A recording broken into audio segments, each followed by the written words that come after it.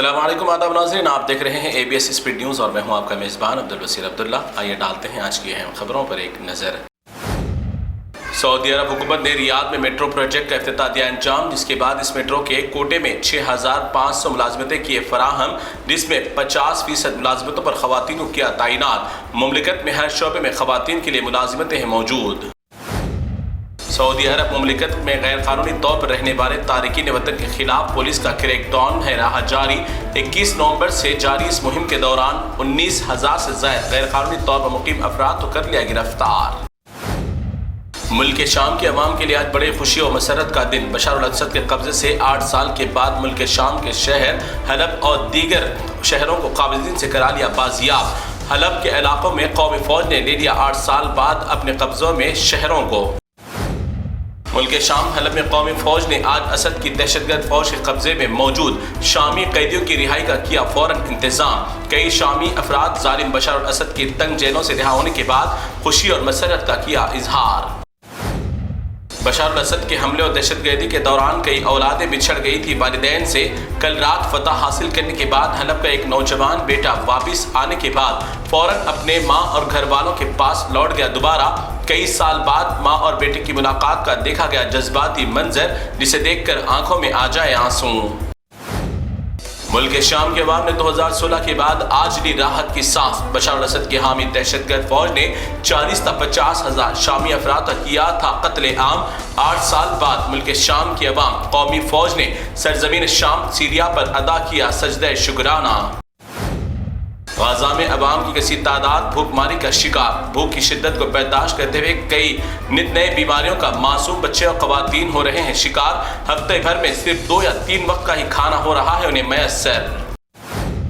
گجرات کی ATS team نے کی بڑی کارروائی اور پڑوسی ملک پاکستان کو مخبری کرنے والے ایک ہندو مخبر کو کر لیا گرفتار۔ گجرات کے دوارکا میں کام کرنے والا دوپیش گوہل نامی پاکستانی مخبر ہندوستان کی بحریہ کی خبریں دے رہا تھا۔ پڑوسی ملک کو ہندو ہونے کی وجہ سے آج گودی میڈیا بن گئی اندھی گونگی۔ کوئی ہوتا اگر میم تو اس کے گھر پر چل جاتا اب تک بلڈوزر۔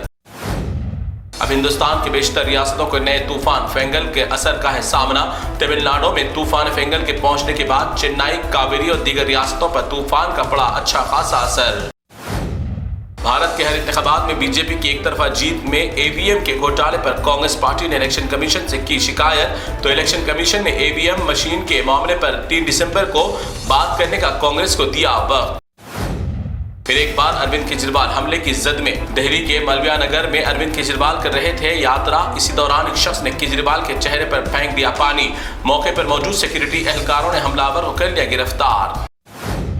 یہ کوئی فلمی انداز میں اپنایا گیا رول نہیں، بلکہ سنبھل مسجد واقعے میں شہید ہونے والے بلال کا چھوٹا بھائی، جو مسجد کی حفاظت کے معاملے میں بھائی کی شہادت کے بعد صدمے کا ہو گیا شکار اور بارہا مسجدوں کی حفاظت کی دینے لگا دہائی اور مسلمانوں کو جاگنے کے لیے کر رہا تھا بنتی اور کہہ رہا تھا کہ ہم جب تک ہے زندہ جان نثار کرتے رہیں گے مسجدوں کی حفاظت کے لیے۔ اسی دوران بھائی کی شہادت سے آ گیا چھوٹا بھائی صدمے میں۔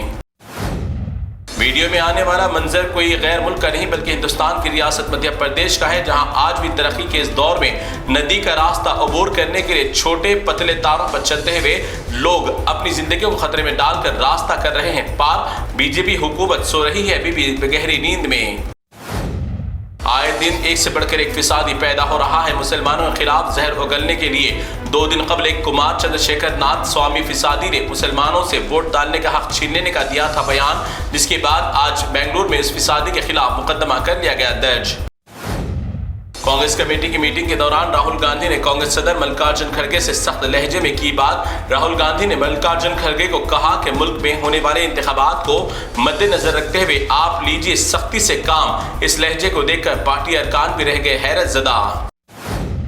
کیرالہ کی عدالت نے آج ایک حیوان نما سوتیلے باپ کو سنائی سخت ترین سزا۔ 2017 سے 2020 تک نابالغ سوتیلی بیٹی کا مسلسل عصمت ریزی کرنے والے حیوان باپ کو 141 سال کی سزا اور 8 لاکھ روپے کا جرمانہ کیا عائد۔